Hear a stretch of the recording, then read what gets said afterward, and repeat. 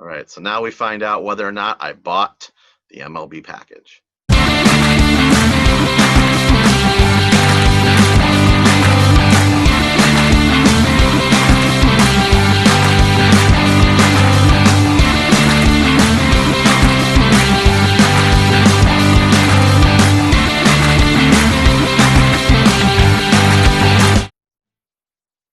And welcome to another Buffalo Blue Jays pregame show. I'm your host, Randy Williams. Jared Childs is here analyzing all the games. We're so happy to have you on our channel. We are getting ready for the Buffalo Blue Jays to welcome the Tampa Bay Rays here to Buffalo. The Jays come into the series 6-9, whereas the Rays are 12-8. They're the second in their division. 1.5 games behind the Yankees, whereas the Blue Jays are 4.5 games behind. And this is a chance for the Blue Jays to make up some ground. And before we get to any of that, the biggest news in all of your years I've known you, that baseball has been like a distant third maybe behind football, basketball, and probably Hockey. soccer. Yeah. Hockey. So distant fourth.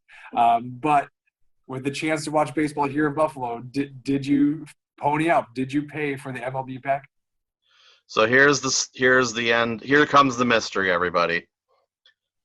I decided to pay for the MLB package. Wow. And the reason is quite simple, and quite frankly, if you have the means and you have cable, I suggest if you're in Buffalo, you do the same thing, because this is a one-time opportunity. We're never going to have another opportunity like this again. And quite frankly, I'm sorry, everybody. There is a primetime game for the very first Tampa Bay Rays game. Friday night, FS1. Everybody should check it out. You don't have to pay any extra money. And it is the only primetime game that's going to be showing the Buffalo field besides the Mets and the Yankees games. But I'm sorry, everybody. I think I've already seen the two best games. Honestly, in all of my years watching baseball, granted I haven't watched that much. You're right. I have put it as the fourth best of the four major sports. I can't think of any two other games that were much better, though. And I don't know if that's just the Buffalo thing over the head or what it is. But first game, it was very slow starting. Travis Shaw was the only one to hit anything for a while, and Ryu actually did a really good job. Pretty much only put a couple hits and only one run for the first 6 innings, and then they retired him for the evening. And then suddenly Hernandez from the Marlins got tired, and Biggio and Jansen and Bichette got the 3 runs that we needed, and suddenly we're up 3-1. Later on, we're up 4-1, and it's the bottom or it's the top of the ninth, and we're like, oh, and we only needed one out, and the game's over. It's 4-1. I can go to sleep. No, the Marlins hit a 3-run homer. They bring in the closer, Bass. He sucked. I'm sorry, but he did. And my pitching philosophy is, why can't you just leave in the relievers that are doing well? If somebody's doing well, you don't need to take them out and put in a quote-unquote planned closer. You don't have to do it. That's my opinion. I'm sure most of everybody who understands baseball disagrees with that opinion, but I'm going to stick with it.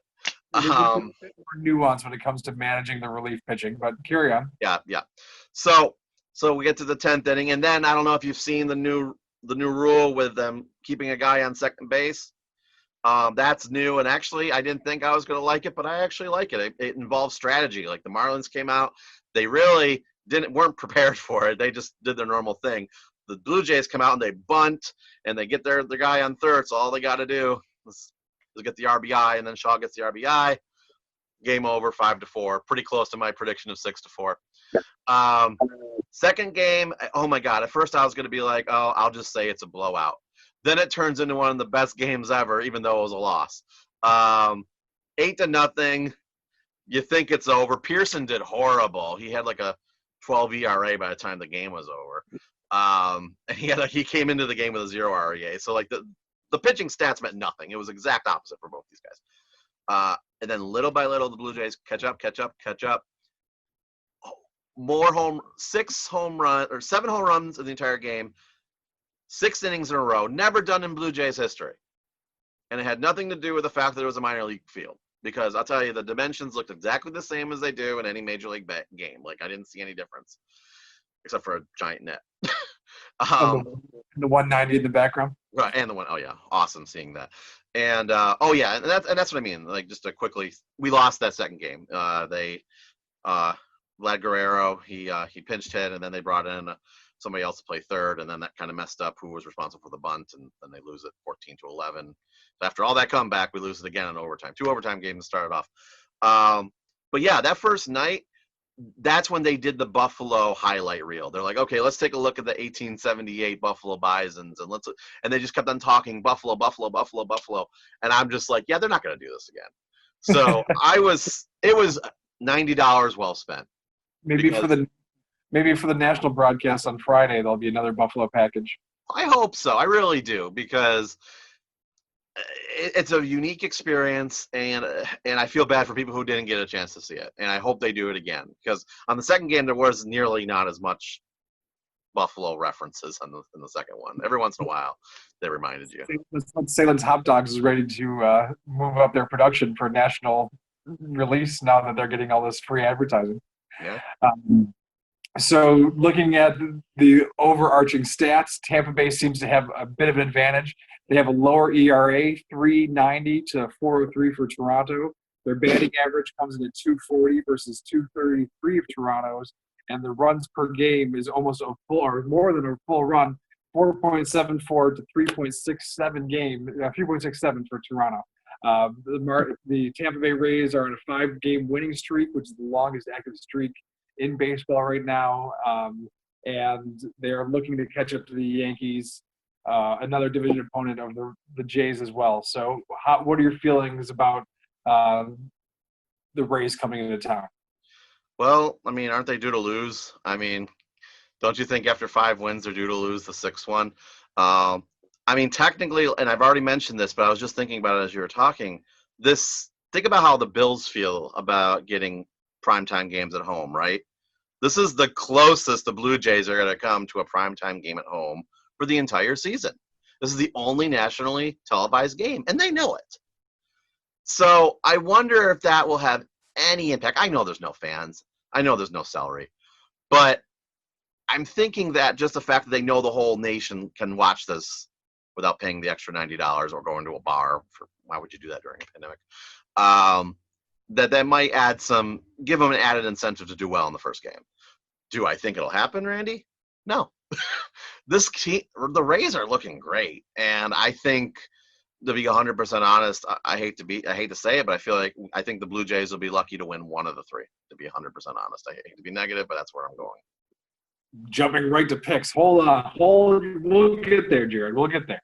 The Rays have not announced their pitching lineup, but it looks like the Jays will be trotting out Roark Friday night, Anderson on Saturday, and Shoemaker for Sunday night.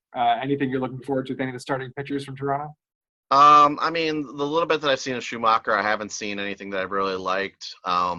Based on what I've heard from Roark, he had a rough start to the beginning of the season, and Anderson, he's barely played. So there isn't really too much to say about what we'll see. And, I mean, if you think about it in terms of, like, where we would be right now if this was the actual MLB season, it's like late April, early May.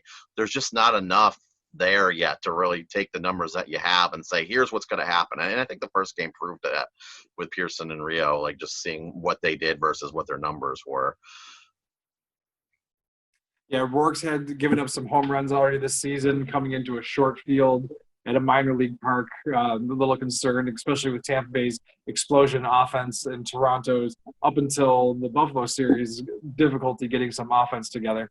Are they going to have any good weather here in Buffalo for the series this weekend? If you like hot weather, yes, and then I guess it's going to be good for Tampa.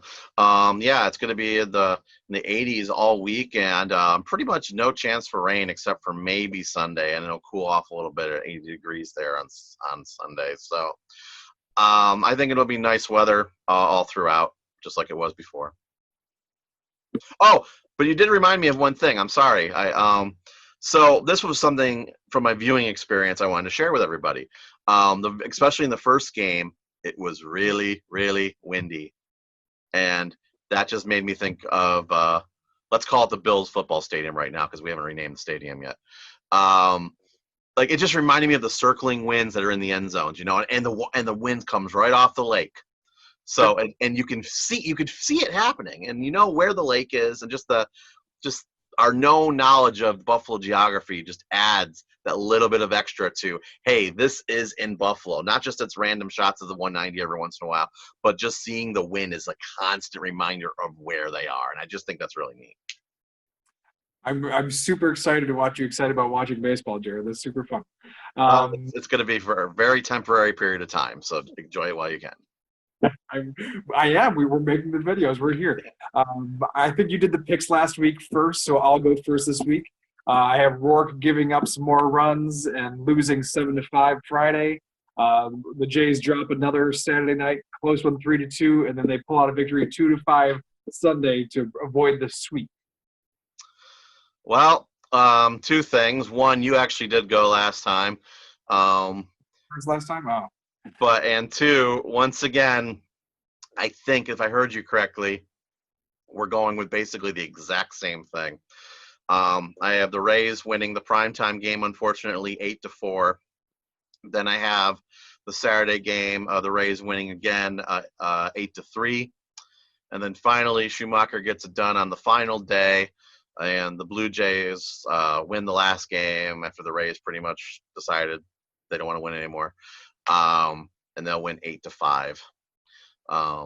We're big Shoemaker people here at the Buffalo Blue Jays pregame show. I guess so, even though I said I wasn't really impressed with him so far. But yeah, I think he'll get the win. Yay!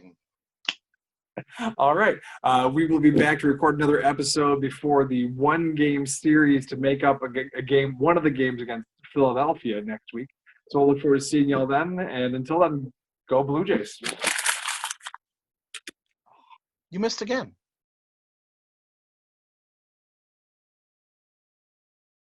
Randy.